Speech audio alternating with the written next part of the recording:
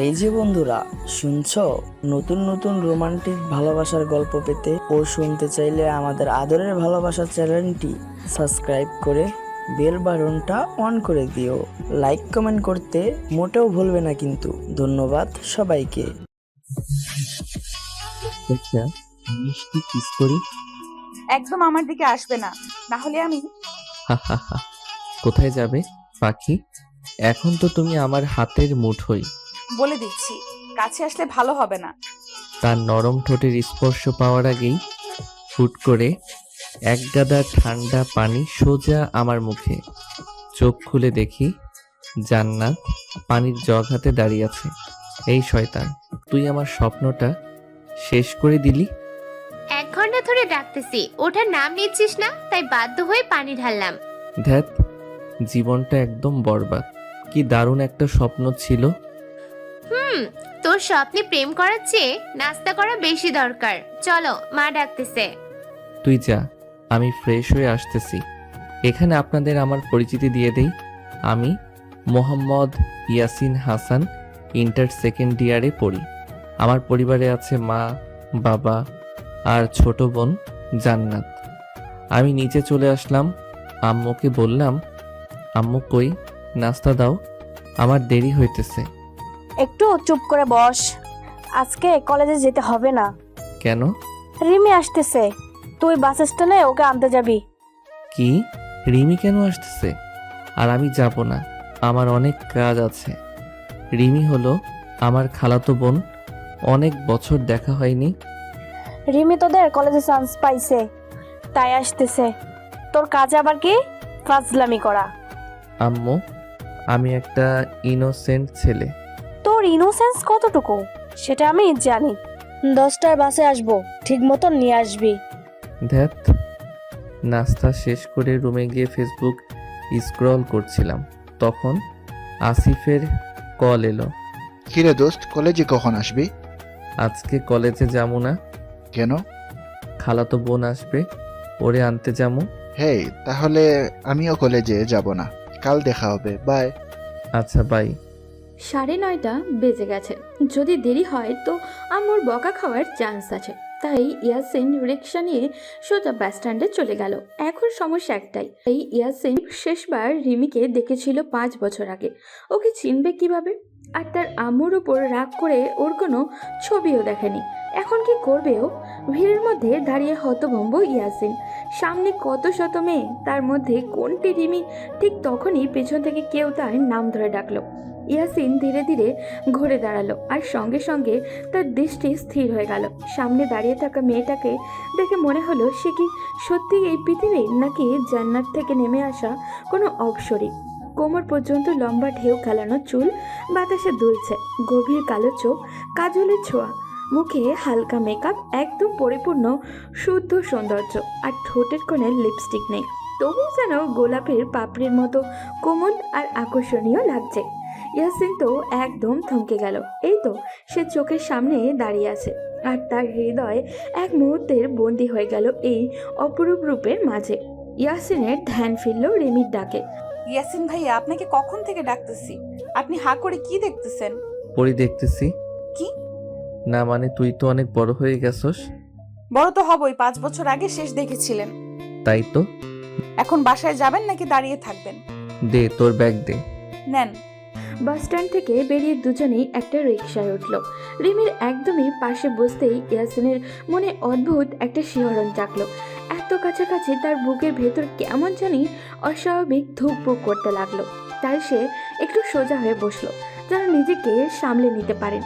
রিমি একপাশে চুপচাপ বসে আছে। হালকা বাতাসে তার চুলগুলো উড়ে এসে ইয়াসিনের গালে স্পর্শ করলো। সেই নরম চুলের ছোঁয়ায় ইয়াসিনের মনের মধ্যে যেন হাজারটা ঢেউ খেলে গেল। রিমি খেয়াল করলো ইয়াসিন একটু চেপে বসে মুচকি হেসে বলল, পড়ে যাবেন তো, এদিকে আসেন। না, আমি ঠিক আছি। কথা বেশি বলেন, এদিকে আসেন। তারপর ইয়াসিন রিমির দিকে চেপে বসলো। রিমি চুলগুলো উড়ে ইয়াসিনের মুখে বাড়ি খাচ্ছে দেখে রিমি ভাবলো, আমার চুলগুলো ভাইয়ার মুখে বাড়ি খাচ্ছে, বেঁধে ফেলি, না হলে আবার চুল কেটে দিবে যে ফাজিল। চুল বাঁধতে হবে না, এইভাবেই থাকুক। না মানে আপনার মুখে পড়তেছে। তোমার মনে হয় বিরক্ত লাগতেছে? আমি তোকে বলছি যে আমার বিরক্ত লাগতেছে, এত বেশি বুঝতে হবে না। খাটা সনুমান গাধা ইঁদুর বান্দর খালি আমারে বকা দেয়। আমাকে বকা শেষ হলে এখন চুপ কর। সামনে তো বকতে পারি না, এখন মনে মনেও পারবো না। ধ্যাৎ, ভালো লাগে না। রিমির চুলের ঘ্রাণ নিতে নিতে সে কখন যে বাসায় চলে আসছে বুঝতেই পারেনি। ভাইয়া ঘুমায় গেল নাকি? নামবা না? আমি তোর মতো ঘুমখোর না, নাম। ইয়াসিন রিক্সা ভাড়া দিয়ে বাসার কলিং বেল দিতেই তার আম্মু দরজা খুলে দিল।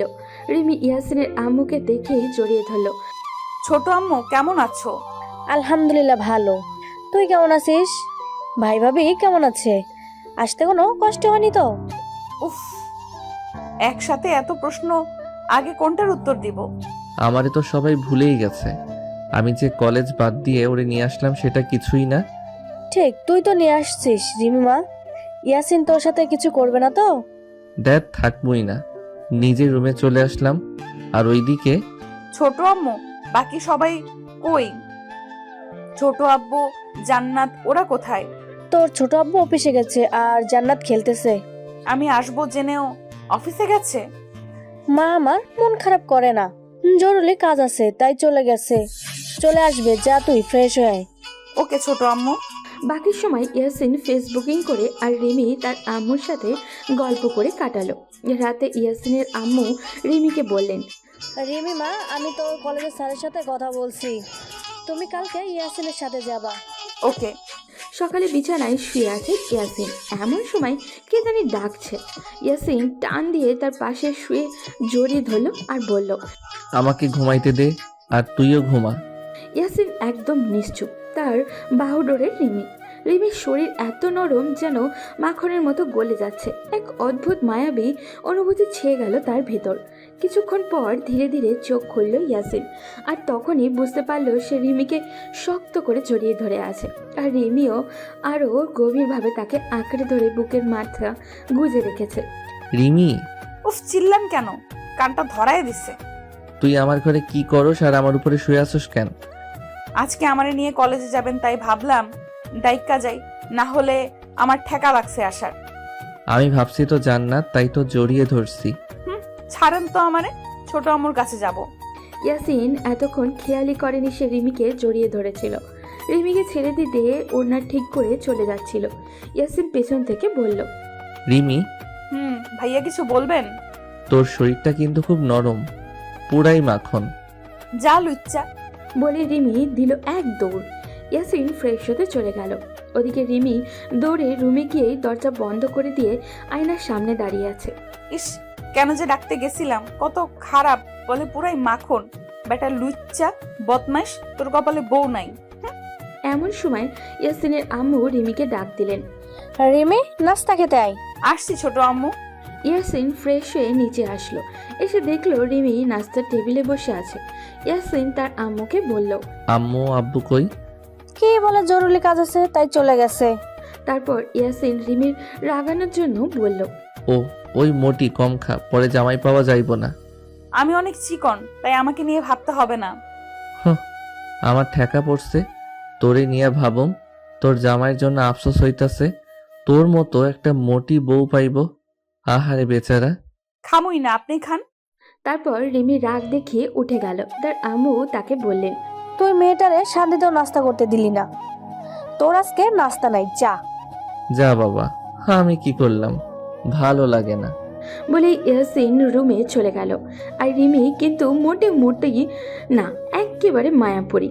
তারপরও ইয়াসিন রিমিকে কলেজ যাওয়ার জন্য রেডি হতে বলল এবং সেও রেডি হয়ে নিচে আসলো।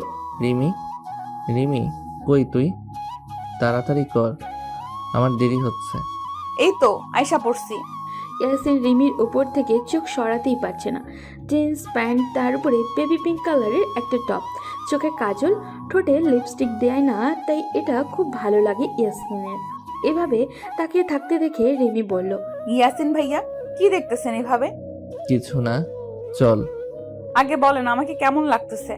পুরাই পেটনি লাগতেছে। আমি তো প্রথমে ভয় পেয়ে গেছিলাম। আমি পেতনি না, ছোট আম্মুরে বলতেছি। এই রে, আমি তো মজা করছি, তোকে পুরাই মায়াপরি লাগতেছে। এখন চলেন। ইয়াসিন রিমিকে নিয়ে সোজা প্রিন্সিপালের রুমে চলে গেল। রিমি একটু নার্ভাস ছিল, কিন্তু ইয়াসিন ছিল একদমই স্বাভাবিক। ভর্তি প্রক্রিয়া দ্রুতই সম্পন্ন হলো। সবকিছু গুছিয়ে ক্লাসরুম পর্যন্ত রিমিকে পৌঁছে দিয়ে পড়ল। নতুন কলেজ, নতুন জীবন, সব কিছু উপভোগ করো। ভয় পাওয়ার কিছু নেই, আমি তো আছি। ইয়াসিন বেশি কথা না বলে চলে এলো তাদের চিরচেনা আড্ডার জায়গায়। সেখানে পৌঁছাতেই জয় তাকে দেখে বলল, কি রে, কালকে কলেজে আসোস নাই কেন? খালাতো বোন আইছে, ওরে আনতে গেছিলাম।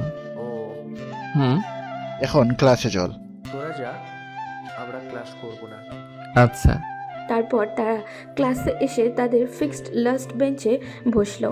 একটু পর স্যার আসলেন। স্যার ইয়াসিনকে দেখে জিজ্ঞাসা করলেন, ইয়াসিন, গতকাল আসোস নাই কেন? স্যার, খালাতো বোনকে আনতে গেছিলাম, তাই আসিনি। ও, 5 মিনিট পর, তারপর পড়া ধরব। ওই আসি, পড়া কি? প্যারাগ্রাফ পড়া দিছে, পড়। সময় শেষ ইয়াসিন, আয় পড়াতে। ইয়াসিন প্রথমেই ধরাটা খেয়ে গেল। কোনো মতে 6-9 করে পড়া দিয়ে বাইচা গেল। কিন্তু আসিফ পড়া পারে নাই, ওর শাস্তি ক্লাসরুমে ঝাড়ু দিতে হবে। ইয়াসিন খুব মজা নিচ্ছে। ক্লাস শেষ তখন ইয়াসিন বলল, পরের ক্লাস করবি? তুই করবি? না। তাহলে আমিও করুম না। ওকে, চল। তারপর ইয়াসিন তার বন্ধুদের কাছ থেকে বিদায় নিয়ে রিমিকে নিয়ে বাসায় চলে আসলো। ইয়াসিন ফ্রেশ হয়ে বুকিং করছে। ওইদিকে রিমি ফ্রেশ হয়ে ইয়াসিনের আম্মুকে রান্নার কাজে সাহায্য করছে। জান্নাত এসে ইয়াসিনকে লাঞ্চের জন্য ডেকে গেল। ইয়াসিন নিচে চলে আসলো। খাবার টেবিলে বসে দেখলো আজ ইলিশ মাছ রান্না করা হয়েছে। তখন ইয়াসিন বলল, আম্মু, তুমি জানো যে আমি ইলিশ মাছ খাই না, তাও কেন রান্না করছো? ইলিশ মাছ রিমির পছন্দ, তাই করেছি। একদিন খেলে তোর কি হবে? আমি কাঁটা বাছতে পারি না, আর ইলিশ মাছে যে কাঁটা। একদিন একটু কষ্ট করে খেয়ে নে, আমার কাজ আছে, নইলে আমি বেছে দিতাম। জান্নাত আর রিমি ঠিক করে হেসে দিল। তারপর রিমি বলল, এত বড় ছেলে কাটা বাঁচতে পারে না? কারো হাসি এতটা সুন্দর হতে পারে, ওকে না দেখলে জানতে পারতাম না। আমিও পারি, তুই চুপ করে খা। বলে তো দিলাম, কিন্তু কাঁটা বাছতে গিয়ে আমার 12টা বেজে গেছে। এদিকে দেন, বেছে দেই, আপনার দ্বারা সম্ভব না। বলে রিমি হেসে দিল। ইয়াসিন আর কোনো দিকে খেয়াল নেই, সে শুধু মুগ্ধ হয়ে রিমির হাসি দেখে তাকিয়ে আছে। রিমি বলল, কি এত ভাবেন, লেট দেন। রিমি কাঠা বেছে দিচ্ছে আর ইয়াসিন খাচ্ছে। বিকেলে আড্ডা দিতে চলে গেল ইয়াসিন। রাতে বাসায় এসে ডিনার করে ফেসবুকে পরীর একটা গল্প পড়তে ছিল। তখন তার মা বাবার রাজকন্যা নামে একটা আইডি থেকে ফ্রেন্ড রিকোয়েস্ট আসলো। ইয়াসিন আইডিটা দেখে ফ্রেন্ড রিকোয়েস্ট অ্যাকসেপ্ট না করেই আবার ফেসবুক স্ক্রল করতে থাকলো। একটু পর মেসেজ আসলো, ফ্রেন্ড রিকোয়েস্ট অ্যাকসেপ্ট করেন। ইয়াসিন মেসেজটি সিন করে কোনো রিপ্লাই না দিয়েই আবারও গল্প করতে লাগলো। কিছুক্ষণ পর ওই আইডি থেকে আবারও মেসেজ আসলো। কি হলো, সিন করে রিপ্লাই দেন না কেন? মেসেজের যন্ত্রণায় ইয়াসিন ঠিকমতো গল্পটাও পড়তে পারছে না। সে এক বিরক্তি নিয়ে রিপ্লাই করলো, আপনি কে চিনলাম না, আপনার নাম কি? আমাকে চেনেন নাই? আরে আপনার নাম না বললে আমি কিভাবে চিনবো? আইডিতে নাম দেওয়া আছে, পড়েন। উফ, নাম বললে বলেন, না হলে আর মেসেজ দিবেন না। ভাইয়া রাগ করেন কেন? আমি রিমি। রিমি আবার কেডা? কি, আমায় চেনেন না? সকালেই ছোট আম্মুকে বলবো। এই রে তুই, আমি আরো ভাবলাম কে না কে। কি করতেছেন? এই গল্প পড়ি, তুই কি করিস? ফ্রেন্ডদের সাথে কথা বলি। এত রাতে কি কথা বলতেছস? এমনি কলেজের প্রথম দিন কেমন কাটলো তা নিয়ে। আচ্ছা, তোর কোনো ছেলে বন্ধু নাই? না তো, কেন? না, এমনি ঘুমা, অনেক রাত হইছে। ওকে, শুভরাত্রি। শুভরাত্রি। বলে সে ঘুমিয়ে পড়ল। কিন্তু আজ সকালবেলা তার ঘুমটা অস্বাভাবিক রকমের তাড়াতাড়ি ভেঙে গেল। কিছুতেই আর শুয়ে থাকতে ইচ্ছা করছিল না। তাই ভাবলো একটু ছাদে গিয়ে হালকা বাতাস খেয়ে আসবে। ছাদে অনেকক্ষণ দাঁড়িয়ে থাকলো। নরম রোদ আর সকালবেলার হালকা ঠান্ডা হাওয়ায় মনটা বেশ ভালোই লাগছিল। তারপর নিচে নামতে গিয়ে হঠাৎই থমকে গেল। সে যা দেখলো তাতে চোখের পলক ফেলতেও ভুলে গেল। রিমি মাত্র ঘুম থেকে উঠেছে। মুখটা এখনো একটু ফোলা ফোলা, চুলগুলো এলোমেলো, যেন ঘুমের ঘোরে এখনো পুরো কাটেনি। পরের একটা হালকা রঙের 3/4 প্যান্ট আর টি শার্ট। কিন্তু ঘুম থেকে ওঠার কারণে প্যান্টটা হাঁটুর বেশ উপরে উঠে গেছে আর টি শার্টটা একটু প্যান্টের উপরে উঠে গেছে। তার মিষ্টি অলস ভঙ্গিটা যেন আরও বেশি আকর্ষণীয় লাগছে। রিমি প্রচণ্ড পানির পিপাসা পেয়েছিল, তাই বোতল খুঁজতে না পেয়ে নিচে এসেছিল পানি খেতে। গ্লাসে পানি ঢেলে এক নিঃশ্বাসে খেয়ে নিল, তারপর হালকা শ্বাস ছেড়ে ঘুরে দাঁড়িয়ে চমকে উঠল। ভাইয়া তুমি এত সকালে এখানে কি করো? রিমির কোনো কথাই ইয়াসিনের কানে আসছিল না। তার পুরো মনোযোগ আটকে গেছে রিমির উন্মুক্ত নাভিতে। তার ইচ্ছা করছে এই মুহূর্তে এগিয়ে গিয়ে ওর নাভিতে ঠোঁট ডুবিয়ে দিতে। ভাইয়া এতক্ষণ ধরে ডাকতেছি, তোমার মন কই? রিমির ঘুম ঘুম কণ্ঠে যেন তাকে মাতাল করে দিচ্ছে। ভাইয়া তুমি তোমার ধ্যানে থাকো, আমি গেলাম। বলে রিমি চলে যেতে নিল। ইয়াসিন বলল, রিমি, কিছু বলবা? এই ড্রেসে তোকে খুব হট লাগতেছে, আর তোর ওইটা না খুব সুন্দর। ইয়াসিন রিমি নাভির দিকে তাকিয়ে বলল।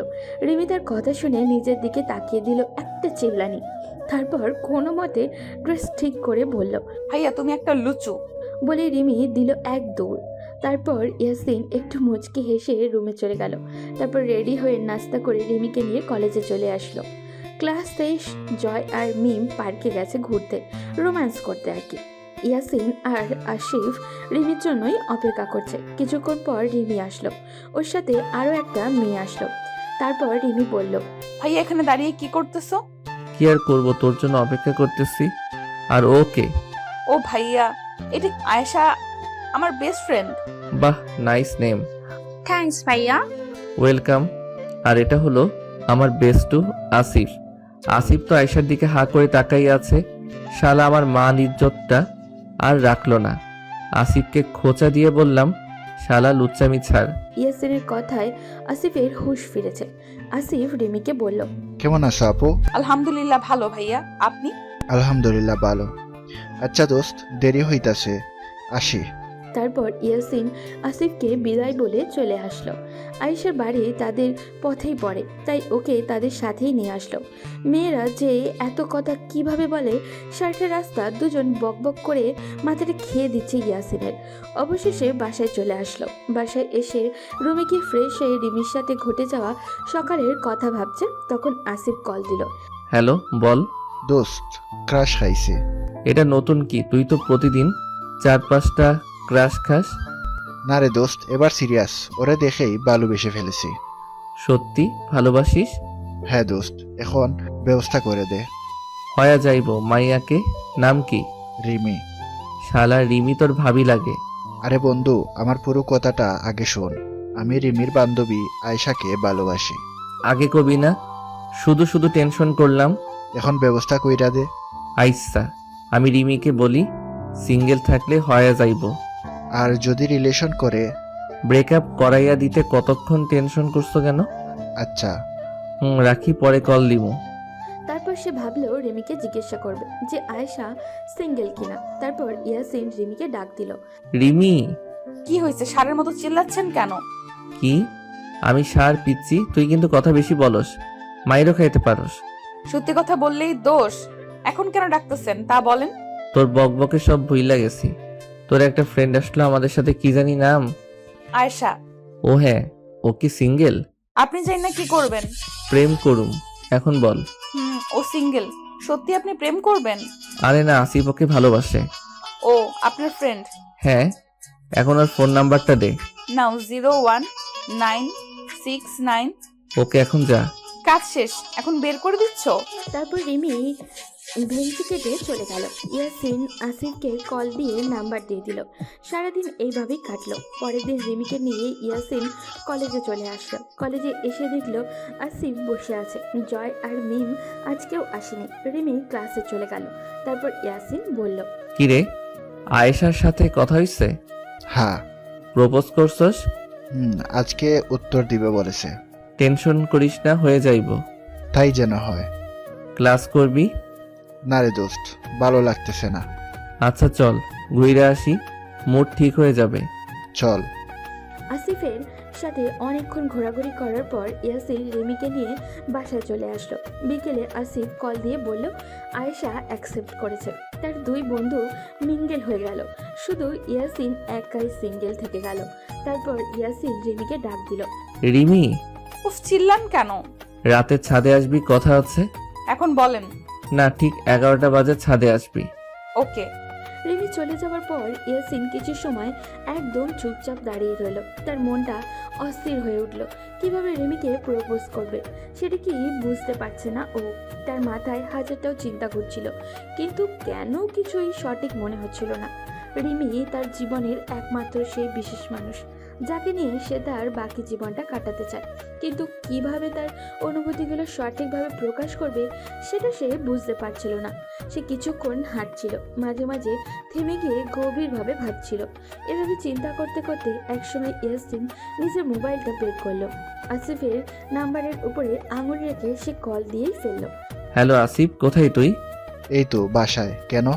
একটু দেখা করতে পারবি? হ্যাঁ, দেখা তো করাই যায়, কিন্তু কি হয়েছে?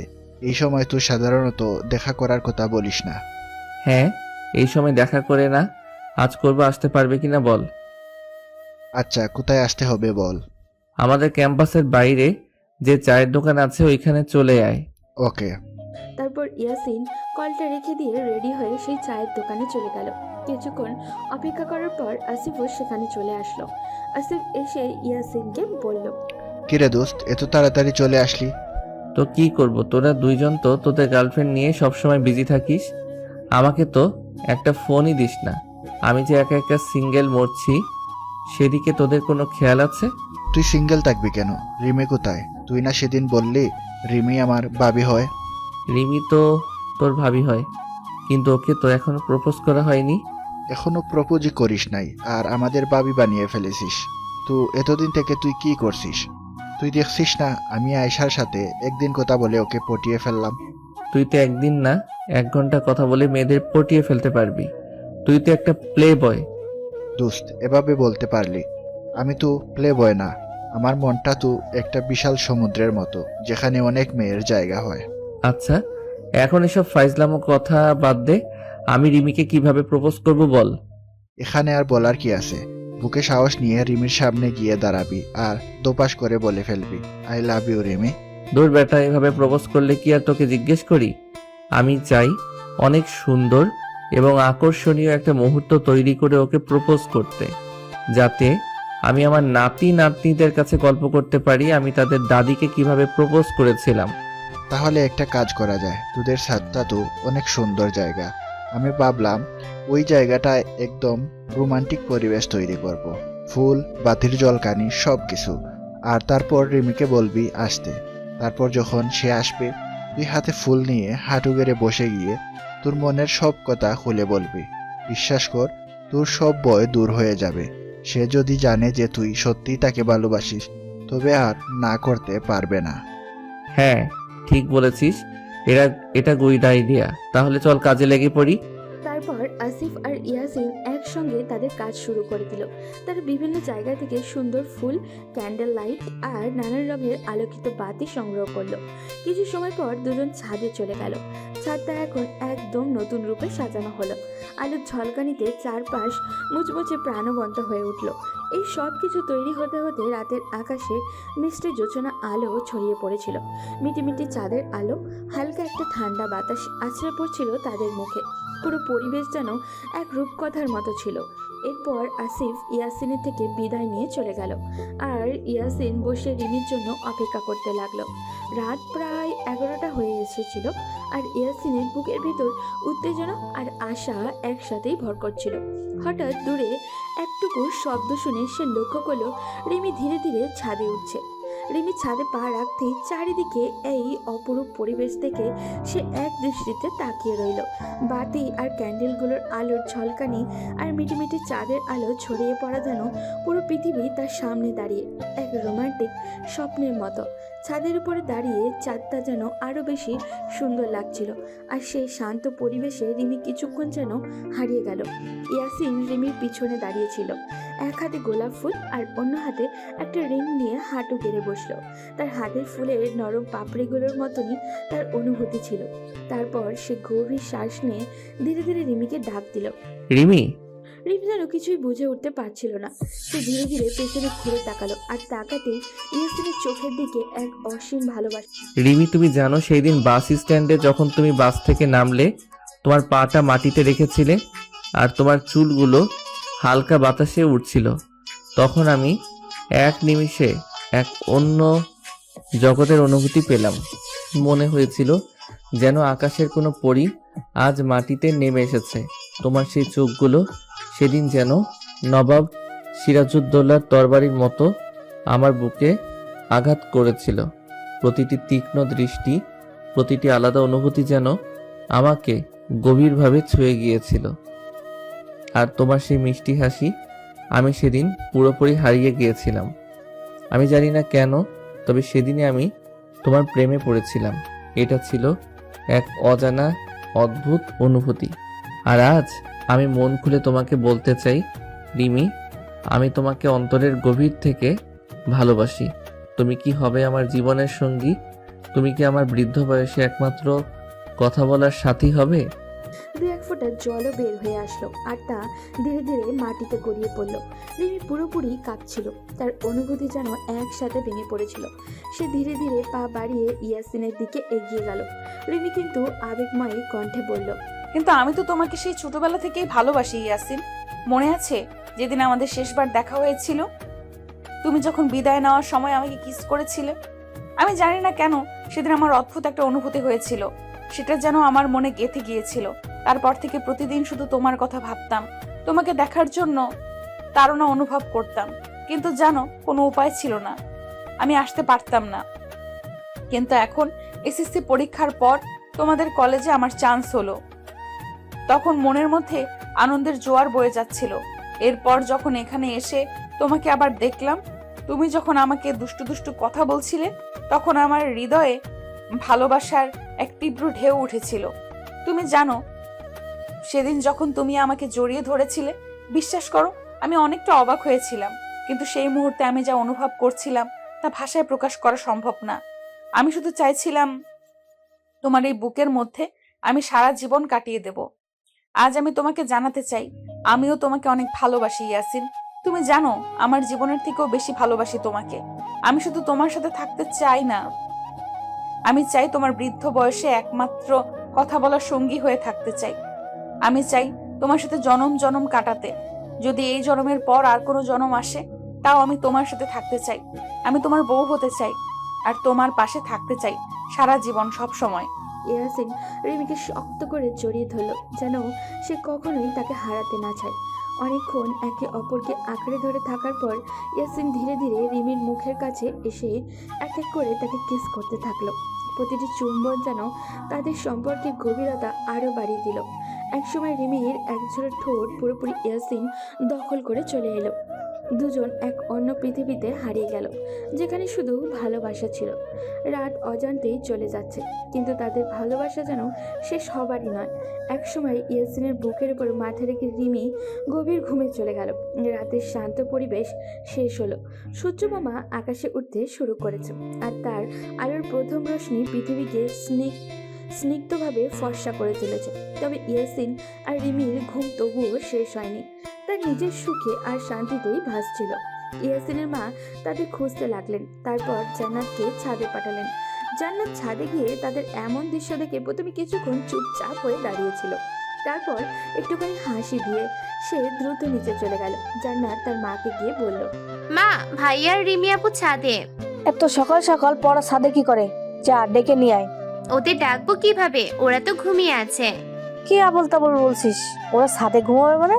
হ্যাঁ মা, আমি দেখলাম জান্নাত আপু ভাইয়ার কোলে মাথা রেখে ঘুমিয়ে আছে। কি বলছিস এসব? চল তো দেখি।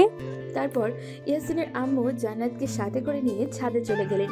এসে রিমি আর ইয়াসিনকে এভাবে দেখে তার চোখ তো কপালে উঠে গেল। তিনি চিৎকার দিয়ে বললেন, ইয়াসিন, এসব কি হচ্ছে এখানে? ইয়াসিনের মায়ের ডাক শুনে রিমি আর ইয়াসিন চমকে উঠে তারপর একে অপরের দিকে তাকায়। মুহূর্তের জন্য যেন সময় থমকে যায়। তারপর দুজনেই ধীরে ধীরে এগিয়ে যায় তার সামনে। রিমি লাজুক হেসে মাথা নিচু করে, আর ইয়াসিন গলা খাকারি দিয়ে কিছু বলতে গিয়েও থেমে যায়। দুজনেই একসঙ্গে তোতলামি করে কি বলবে বুঝতে না পেরে একদম শিশুসুলভ ভঙ্গিতে দাঁড়িয়ে পড়ে। ইয়াসিনের মা বললেন, তোমাদেরকে আমরা পড়ালেখা করে মানুষ বানাচ্ছি, আর তোমরা এসব করছো? রিমি, তোমার বাবা মা আমাকে বিশ্বাস করে তোমাকে এখানে পাঠিয়েছে, আর তুমি তাদের বিশ্বাস মর্যাদা রাখলে এভাবেই? ছোট মা, আমি ইয়াসিন ভাইকে ভালোবাসি। মা, আমিও রিমিকে অনেক ভালোবাসি। কিসের ভালোবাসা? ইয়াসিন ও তোর খালাতো বোন হয়। তো কি হয়েছে মা? খালাতো বোনের সাথে কি বিয়ে হয় না? খালাতো বোনের সাথে বিয়ে হয়, কিন্তু রিমির সাথে সেটা কোনোভাবেই সম্ভব না। কেন সম্ভব নয় ছোট মা? আমি কি দেখতে খারাপ? পড়ালেখাতেও তো ভালো।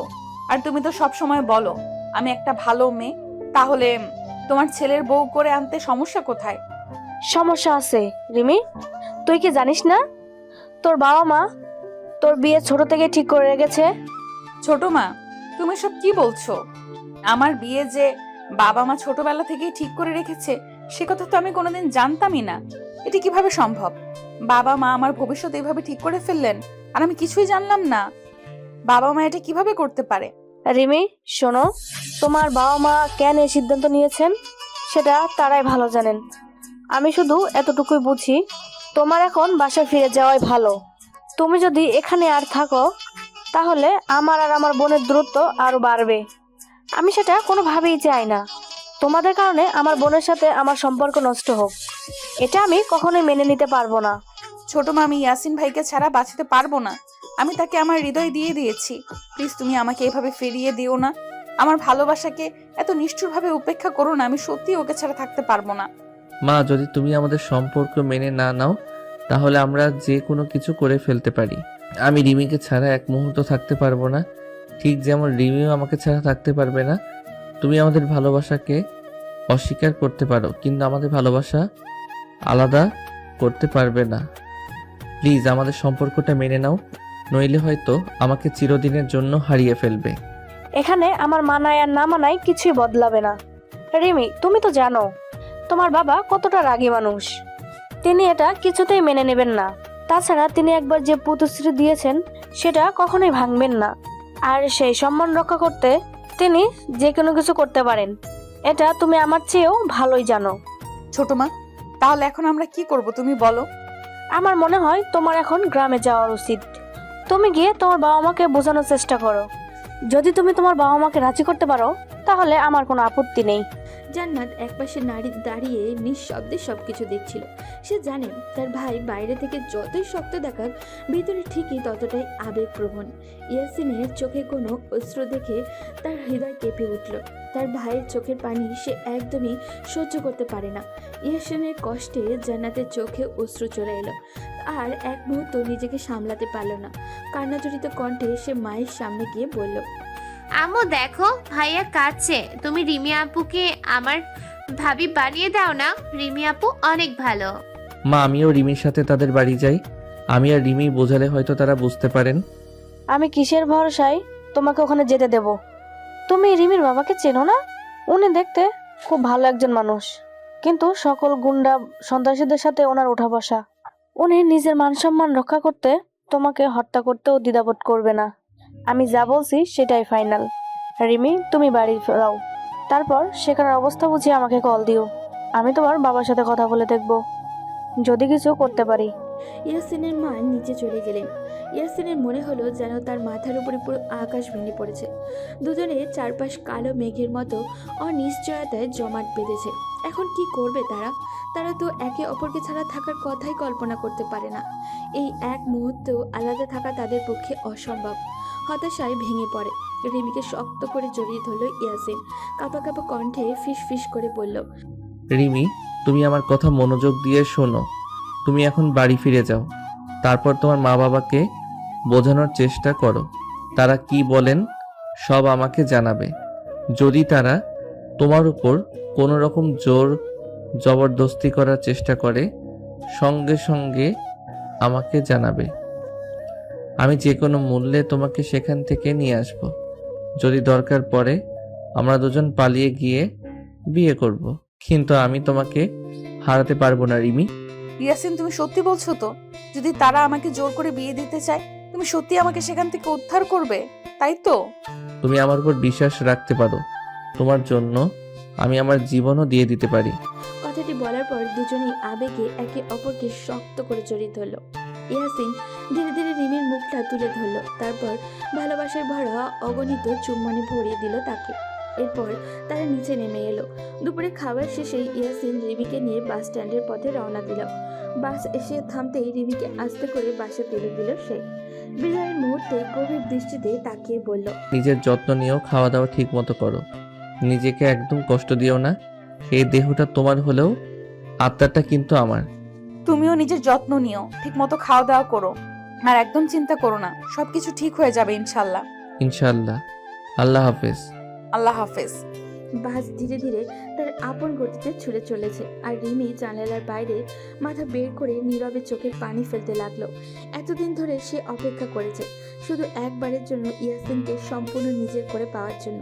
কিন্তু যখনই সে সত্যি সত্যি ইয়াসিনকে নিজের করে পেল, ঠিক তখনই জীবনের কঠিন বাস্তবতা ঝড়ের মতো এসে সব কিছু ওলটপালট করে দিল।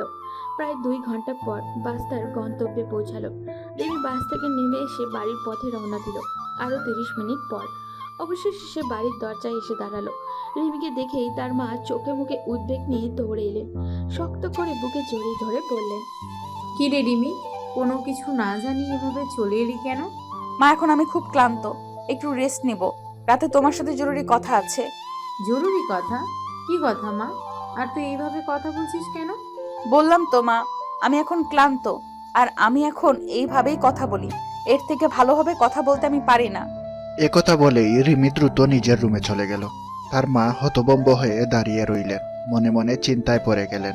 হঠাৎ এমন কি হলো? রিমি কেন এভাবে কথা বলছে? সে তো আগে কখনো এমন ছিল না। কত শান্তশিষ্ট ভদ্র মেয়ে ছিল রিমি। মা বাবাকে কত সম্মান করত, তাদের কথায় চলতো। কিন্তু আজ তার আচরণ দেখে মনে হচ্ছে যেন মা বাবাই তার সবচেয়ে বড় শত্রু।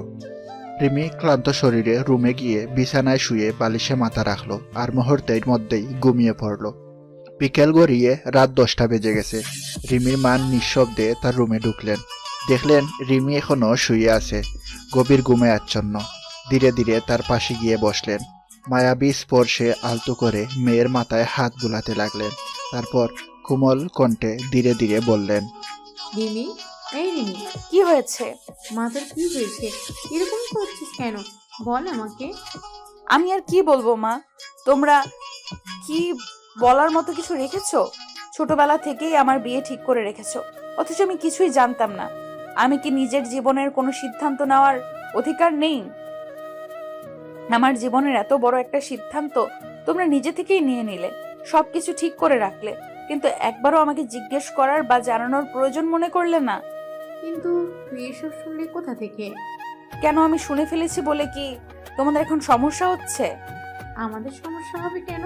তাহলে কিভাবে শুনলাম সেটা জিজ্ঞেস করতেছো কেন? আচ্ছা, সেটা বলিস না, এখন বল তোর হয়েছেটা কি? হঠাৎ করে এরকম কেন করছিস? এবার আর রিমি নিজেকে ধরে রাখতে পারল না। মাকে শক্ত করে জড়িয়ে ধরে কান্নায় ভেঙে পড়ল।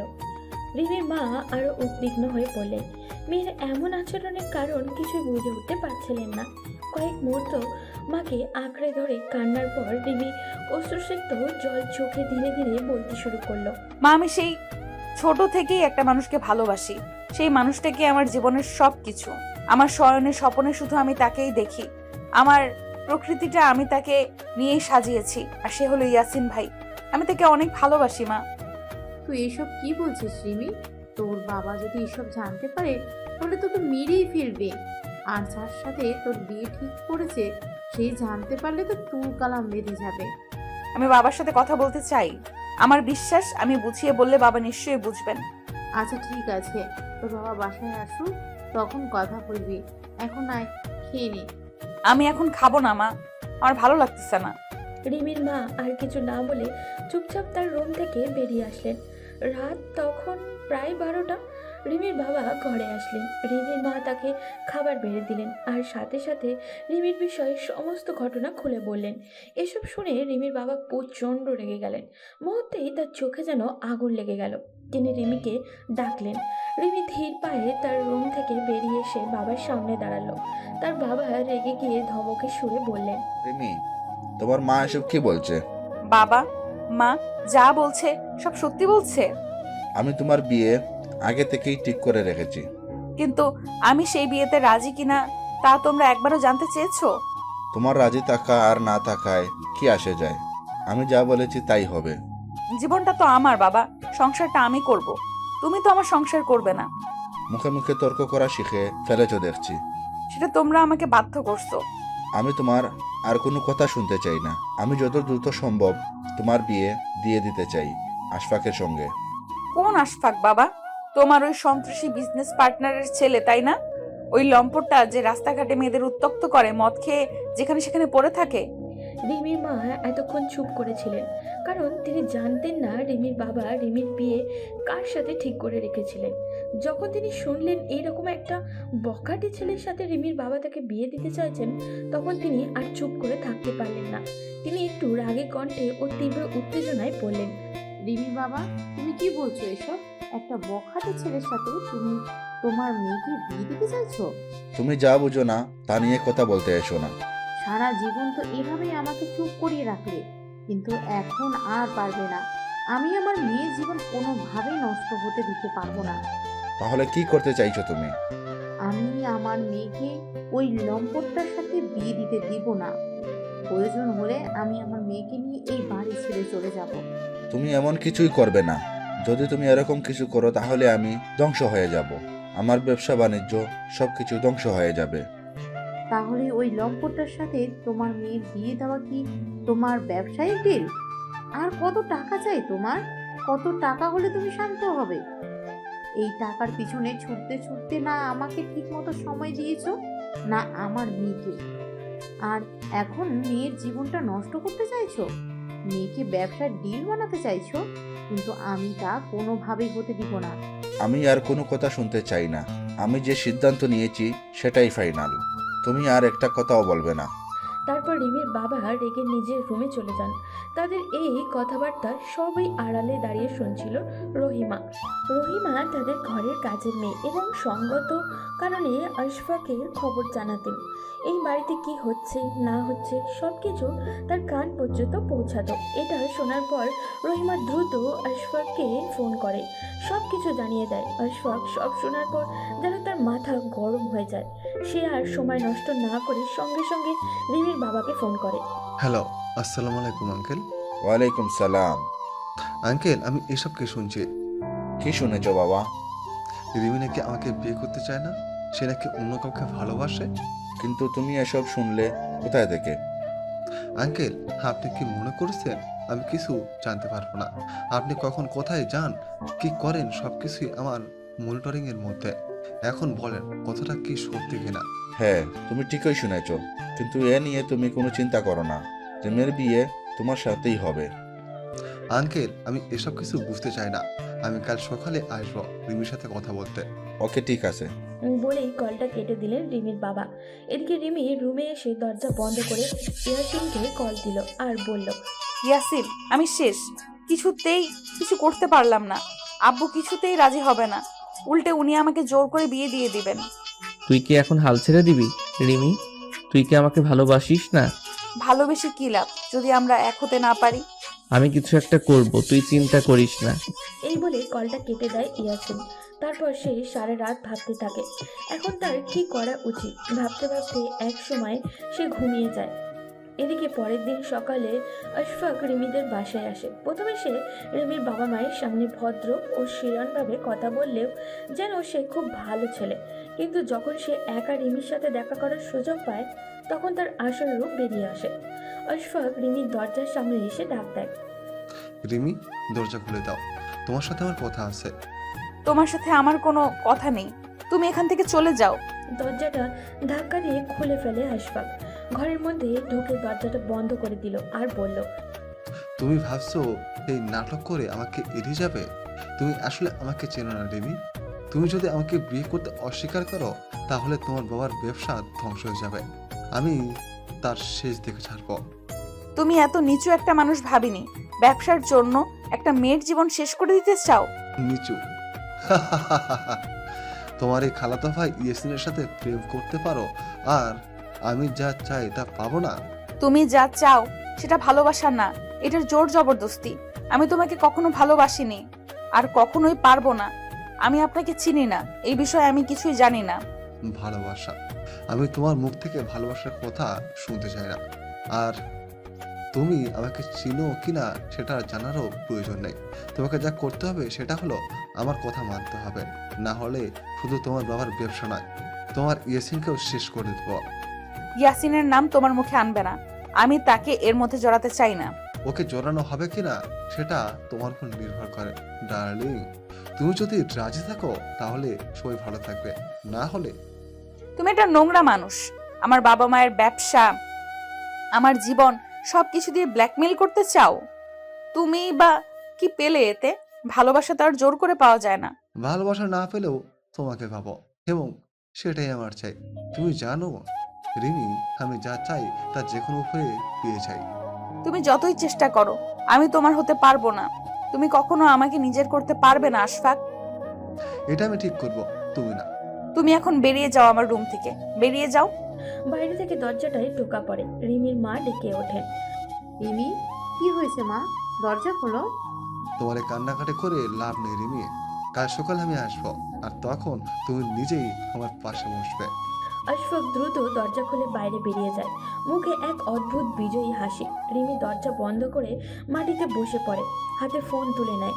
ইয়াসিনকে কল দেয়। ইয়াসিন কল রিসিভ করে। রিমি কাঁদতে কাঁদতে বলে, ইয়াসিন, আমি এখন কি করব? আশফাক যা বললো ও সত্যিই বাবার ব্যবসার ক্ষতি করতে পারবে।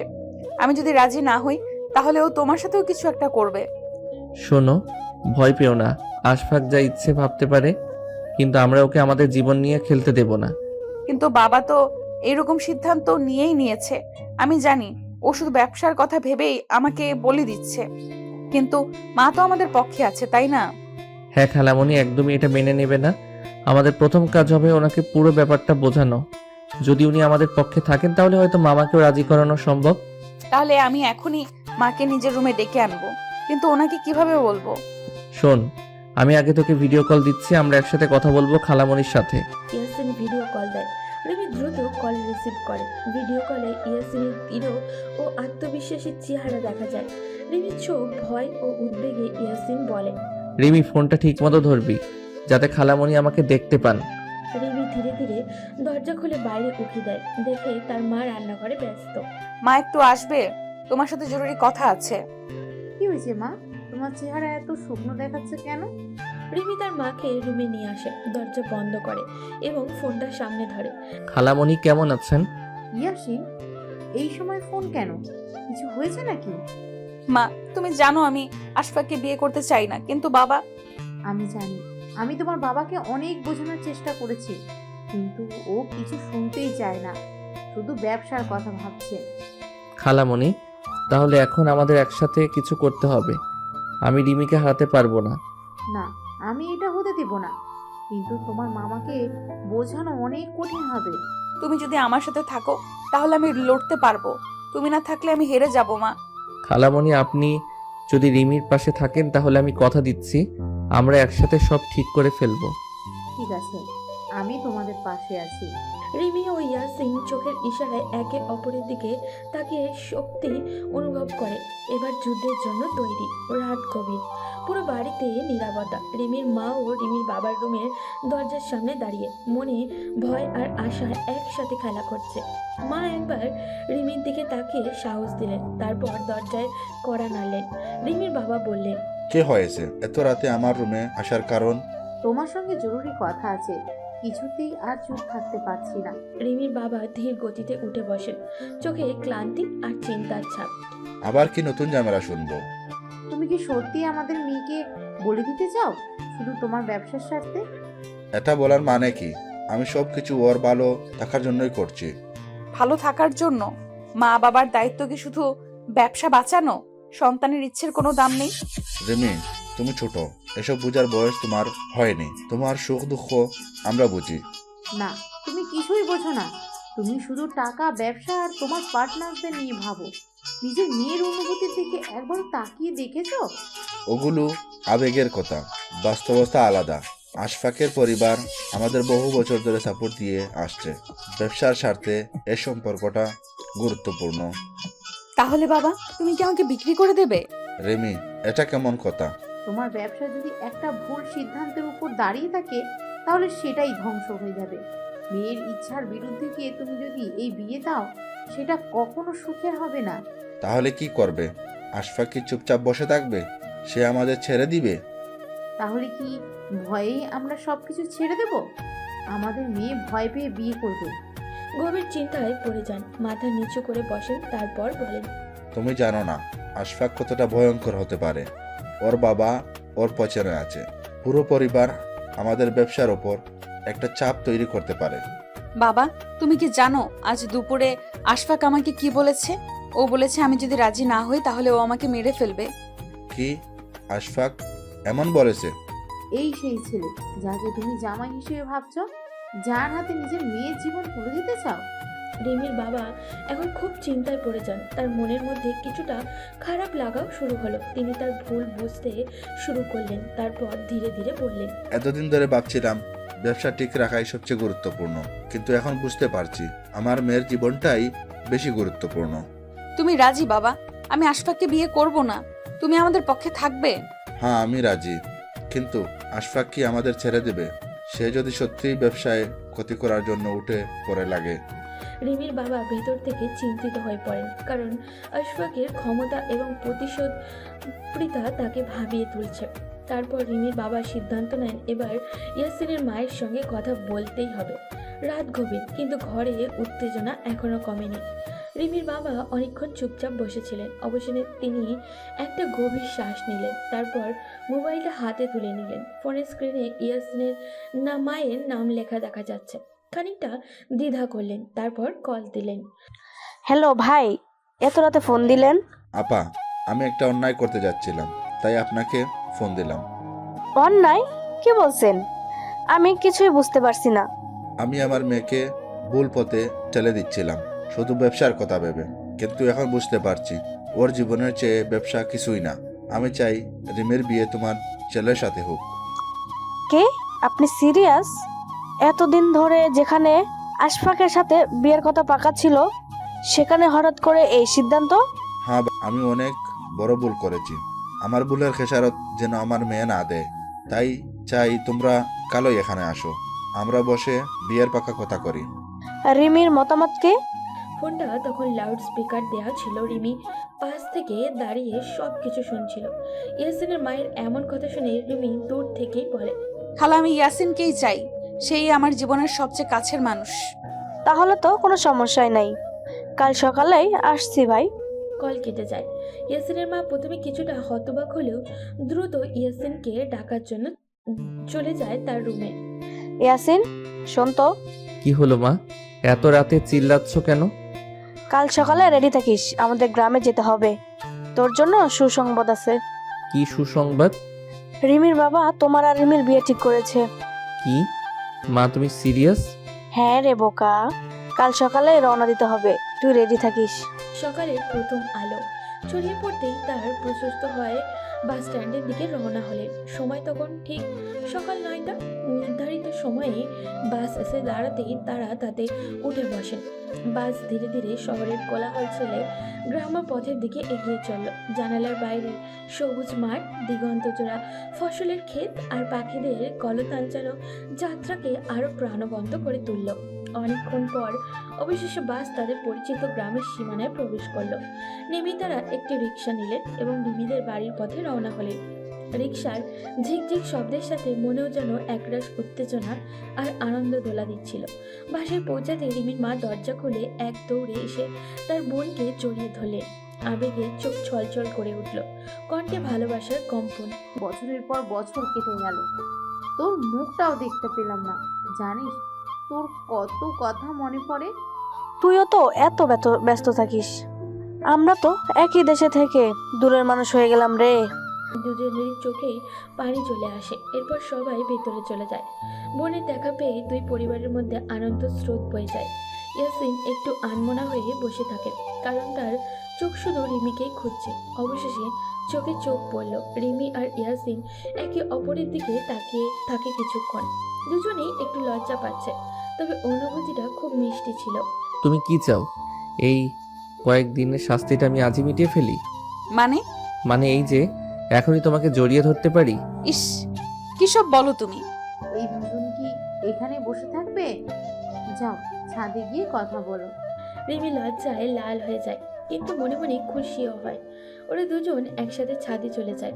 সন্ধ্যার নরম বাতাস আর আকাশের আধখানা চাঁদ, চারিদিকে ঝিঝি পোকার ডাক, আর এই নিস্তব্ধ রাতের মাঝে রিমি আর ইয়াসিন একসঙ্গে ছাদে দাঁড়িয়ে ইয়াসিন বলল, এই যে মিস রিমি, আজ এতদিন পর তোমার সাথে দেখা হলো, আর আমাদের তো বিয়ে হয়ে যাবে। এখন কেমন লাগছে? ভালো লাগছে, কিন্তু একটু ভয়ও লাগছে। ভয়? আমার সাথে থাকলে ভয় পাবে কেন? আমি তো জানি না, তুমি বিয়ের পর যদি বদলে যাও, যদি বদলে যাই, কি করবে তুমি? তাহলে তো আমি তোমাকে আবার নতুন করে ভালোবাসবো।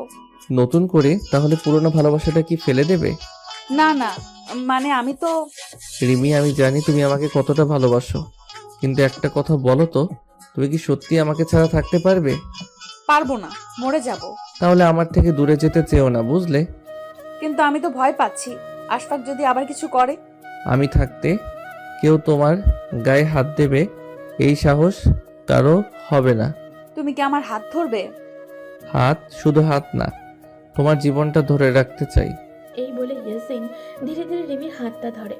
রিমির হৃদস্পন্দন বেড়ে যায়, চোখে মুখে একটা অনির্বচনীয় অনুভূতি খেলা করে। বাতাসে প্রেমের সুবাস ছড়িয়ে পড়ে। রাতের খাবার টেবিলে সবাই একসঙ্গে বসেছে। রিমির বাবা একটু গম্ভীর মুখেই বসে আছেন, কিন্তু মনে মনে একটা বড় সিদ্ধান্ত নিয়ে ফেলেন। কিছুক্ষণ চুপচাপ থাকার পর তিনি মুখ খুললেন। আমি অনেক চিন্তা ভাবনা করে একটা সিদ্ধান্ত নিয়েছি। আমরা আর দেরি করব না। সামনের শুক্রবার রিমি আর ইয়াসিনের বিয়ে হবে। বাবা সত্যি? রিমির এত খুশি হওয়া দেখে ইয়াসিন একটু দুষ্টুমি করেই বলে, আঙ্কেল, আপনি মনে হয় বুদ্ধি খাটিয়ে সিদ্ধান্ত নিয়েছেন। দেরি করলে তো রিমি অন্য কোথাও পালিয়ে যেতে পারতো। এই ছেলে এত কথা বলতে পারো? কিন্তু সত্যি বলতে তোমাকে আমার জামাই হিসেবে দেখার অপেক্ষা আর সইছে না। দুই পরিবার একসাথে হয়েছে, এর চেয়ে বড় আনন্দের খবর কি হতে পারে? সবাই আনন্দে মেতে ওঠে। রিমির আর ইয়াসিনে একে অপরের দিকে তাকিয়ে হাসে, কিন্তু তাদের খবর যে আশফাকের কানে পৌঁছাবে সেটা কেউ কল্পনাও করেনি। রহিমা কাজের মেয়ে চুপচাপ পাশের রুমে দাঁড়িয়ে সব শুনছিল।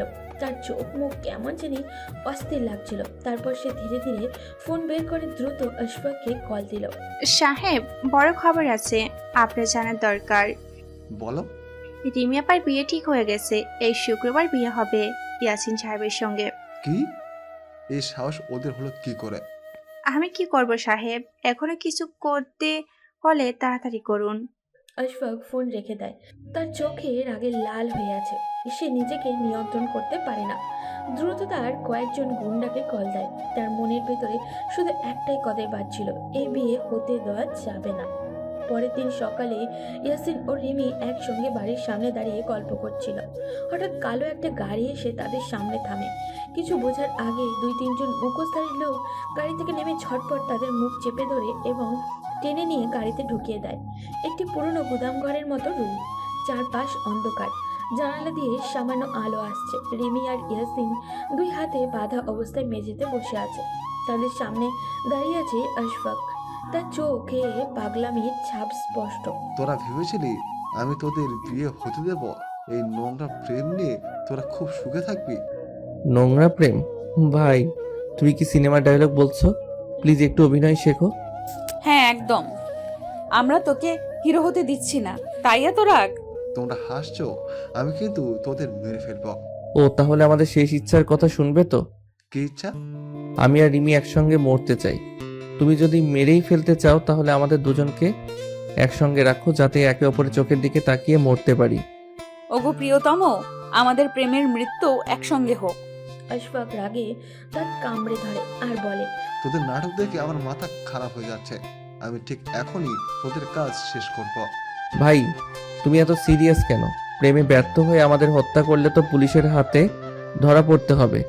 আর শোনো, তুমি যদি আমাদের মেরে ফেলো তাহলে আমার বাবা তোমার ব্যবসা শেষ করে দেবে। তোর বাবা কিছুই করতে পারবে না। আচ্ছা ভাই, একটা মজার ব্যাপার জানো? কি? আমাদের ফোনে ট্র্যাকার লাগানো ছিল। আমার মামা, মানে রিমির বাবা, সবসময় আমাদের সুরক্ষার কথা ভাবেন, তাই এই ফোনে ট্র্যাকিং ডিভাইস সেট করে দিয়েছিলেন। তাই তো, আমার ফোনেও বাবার সেট করা ট্র্যাকার ছিল। কি বলছিস তুই? মানে এই মুহূর্তে তোমার সময় শেষ, মনে হয় পুলিশ চলে এসেছে। ঠিক তখনই বাইরে পুলিশের সাইরেন বাজতে শুরু করে। আশফাক ও তার লোকেরা আতঙ্কিত হয়ে পড়ে। ধুর, তোদের নিয়ে এত ঝামেলা পোহালাম, এখন সব শেষ। পুলিশের গাড়ি গর্জন করে থামে। দরজা খুলে একজন পুলিশ ঢুকে পড়ে। সামনে দাঁড়িয়ে আছেন রিমির বাবা ও ইয়াসিনের মা। পুলিশ বলে, হাত উপরে তোলো, তোমাদের চারপাশ ঘেরাও করা হয়েছে। ভাই তোমার প্ল্যান ফ্লপ, বুদ্ধি খাটানো শিখতে হবে। পুলিশ এসে আশফাক ও তাদের গুন্ডাদের ধরে ফেলে। আমি হেরে গেলাম আর তোরা আজ জিতে গেলি, কিন্তু যেদিন আমি জেল থেকে বের হব সেদিন তোদের দেখে নেব। রিমি দৌড়ে তার বাবাকে জড়িয়ে ধরে। ইয়াসিনও তার মায়ের কাছে যায়। সবাই স্বস্তির নিঃশ্বাস ফেলে একটা। তারপর তারা সবাই বাড়ি ফিরে এলো। দিনগুলো যেন পাখির ডানায় ভর করে উড়ে যেতে লাগলো। হঠাৎ করে শুক্রবার এসে হাজির হলো সেই বহুল প্রতীক্ষিত দিন, যেদিন রিমি আর ইয়াসিনের নতুন জীবনের সূচনা হবে। গোটা বাড়ি আনন্দ উৎসবে মুখর হয়ে উঠল। অতিথিদের কোলাহল, উলুধ্বনি আর হাসি ঠাট্টায় চারপাশ ভরে গেল। সন্ধ্যার পর বিয়ের আনুষ্ঠানিকতা সম্পন্ন হলো। রিমি নতুন জীবনের পথে পা রাখলো। তার চোখে ছিল স্বপ্নের আলো, হৃদয়ে ছিল একরাশ লজ্জা ও শিহরণ। রাত তখন গভীর, ঘড়ির কাঁটা 12টার ঘরে ছুঁই ছুঁই। বাড়ির সবার কোলাহল থেমে গেছে। নিস্তব্ধতার চাদরে চারপাশ ঢাকা পড়েছে। চাঁদের আলো জানান দিয়ে মৃদু ছড়িয়ে পড়েছে বাসর ঘরে। ইয়াসিন ধীরে ধীরে দরজা ঠেলে ভিতরে ঢুকলো। এক নতুন জীবনের অজানা অনুভূতি তাকে ঘিরে ধরেছে। কাঁপা কাঁপা হাতে দরজা বন্ধ করে আস্তে করে রিমির পাশে এসে বসলো। রিমি মাথা নিচু করে বসেছিল। বুকের ভিতরে কেমন জানি ঢিপ ঢিপ শব্দ। ইয়াসিন মৃদু হাসলো। রিমি আলতো স্বরে বলল, যখন প্রথম তোমার সঙ্গে দেখা হয় তখন ভাবতাম তুমি কখনো আমার জীবনের অংশ হতে পারবে না, কিন্তু আজকে মনে হয় আমরা একে অপরের জন্যই তৈরি। আমিও কখনো ভাবিনি যে একদিন তোমার সঙ্গে এইভাবে বসে কথা বলবো। তুমি তো শুধুই আমার খালাতো বোন ছিলে, কিন্তু এখন তুমি আমার জীবন, আমার সবকিছু। তোমার হাসি, তোমার কথা সবকিছুই আমার জন্য অমূল্য। তুমি জানো কতবার মনে হতো তুমি আমার পাশে না থাকলে আমি কি করব। আমার জীবনে তুমি আসার পর সবকিছু যেন বদলে গেছে। তুমি শুধু আমার খালাতো ভাই না, তুমি আমার প্রাণ, আমার সত্তা। তোমার কথাই একদম সত্যি রিমি। এই জীবনে অনেক কিছুই হারানো যায়, কিন্তু যে ভালোবাসা একে অপরকে জানিয়েছি সেটা হারানো যায় না। আমরা একে অপরের সাথে এক জীবনে বেঁধে গেলাম, একে অপরের জন্য বেঁচে থাকবো। এত সুন্দর কথা বলার পর মনে হচ্ছে আমি স্বপ্নের মধ্যে আছি, তবে আমি জানি এটা কোনো স্বপ্ন নয়, এটা সত্যি। তুমি আমাকে এতটা ভালোবাসো যে আমি বিশ্বাস করতে পারি না। তুমি সত্যি আমার পৃথিবী রিমি। তুমি জানো আমি তোমার হাসির জন্য দিনরাত অপেক্ষা করি। তোমার একটি মাত্র হাসি আমার জন্য এক পৃথিবীর সমান। তুমি যে আমার পাশে আছো এই অনুভূতি আমাকে ভরপুর করে। তুমি যে আমার জীবনটা বদলে দিয়েছো তার জন্য আমি চিরকাল কৃতজ্ঞ। ধীরে ধীরে তার দিকে এগিয়ে এসে তার হাতে হাত রেখে বলে, আমিও তোমার জন্য কিছু করতে চাই ইয়াসিন। যতটা পারি তোমাকে সুখী করতে চাই, তোমার পাশে থাকতে চাই। আমরা একসাথে জোড়া হয়ে থাকলে পৃথিবীও আমাদের কিচ্ছু করতে পারবে না। আমরা একে অপরকে ভালোবেসে যতক্ষণ না শেষ নিঃশ্বাস নেব আমাদের সম্পর্ক অটুট থাকবে। এখন থেকে যত কষ্টই আসুক আমি তোমার পাশে থাকবো। তুমি যখন আমার পাশে থাকবে আমি জানি পৃথিবীর কোনো শক্তি আমাদের আলাদা করতে পারবে না। আমাদের প্রেম, আমাদের বিশ্বাস, এই জিনিসগুলো চিরকাল থাকবে। আমি তোমার সঙ্গে সারা জীবন কাটাতে চাই। যতবার তোমাকে দেখব ততবার প্রেমে পড়ব। রিমির দিকে আগ্রহী দৃষ্টিতে তাকিয়ে হাত ধীরে ধীরে তার গালে রাখে আর বলে, রিমি আমি জানি আমরা আজ নতুন জীবন শুরু করেছি, কিন্তু আমার মন একটাই কথা চায়। তুমি জানো কি? কি চাই ইয়াসিন? তোমার কাছে থাকতে চাই, তোমার ঠোঁটের স্পর্শ অনুভব করতে চাই। রিমি আলতোভাবে তার চোখ তুলে লাল হয়ে ওঠে, একটু পিছিয়ে যায়। ইয়াসিন তুমি এভাবে। ইয়াসিন তার হাত ধীরে ধীরে রিমির চুলে রেখে ঠোঁটের দিকে তাকায়। রিমি কিছুটা উত্তেজিত আবার লজ্জা অনুভব করে। তার ঠোঁট একটু ঠকঠক করে। রিমি বলে, ইয়াসিন এটা ঠিক, আমি এখনো। ইয়াসিন রিমির কাছাকাছি আসতেই ঠোঁটের 1 ইঞ্চিও দূরত্বে পৌঁছায় তারা। রিমি তার চোখ বন্ধ করে পুরোপুরি ভরসা নিয়ে ইয়াসিনের দিকে তাকায়। এক মুহূর্তে পৃথিবী যেন থেমে যায়। তাদের মাঝে শুধু একে অপরকে অনুভব করার শব্দ শোনা যায়। তাদের ঠোঁট একে অপরের সাথে মিলিয়ে যায় এবং পুরো জগৎ তাদের চারপাশে হারিয়ে যায়। একটু পর রিমি খুবই নরমভাবে ইয়াসিনের কানে ফিসফিস করে বলে, তুমি কি জানো তুমি আমার জীবনের সবচেয়ে সুন্দর অংশ? তোমার সাথে আমি যেন অন্য এক পৃথিবীতে চলে গেছি। ইয়াসিন রিমির চোখের দিকে তাকায়, যেন তার চোখের গভীরতায় হারিয়ে যেতে চায় সে। রিমির চোখ তখন একটি কোমল টলমল ভাব, যেন তার প্রেম কোনো এক অজানা অনুভূতিতে ভেসে উঠেছে। তার চোখে ছিল গভীর ভালোবাসার জল, এক এক ফোঁটা পানি যেন সেই ভালোবাসার অমৃত। ইয়াসিন তার ঠোঁট জোড়া দিয়ে রিমির দুই চোখে আলতো করে স্পর্শ করে আর বলে, তুমি আমার জন্য সেই পৃথিবী রিমি, যার মধ্যে আমি একা চিরকাল থাকতে চাই। এবং তাদের মাঝে আর কোনো শব্দ থাকে না, শুধু প্রেম, অনুভূতি আর একে অপরের মধ্যে হারিয়ে যাওয়া।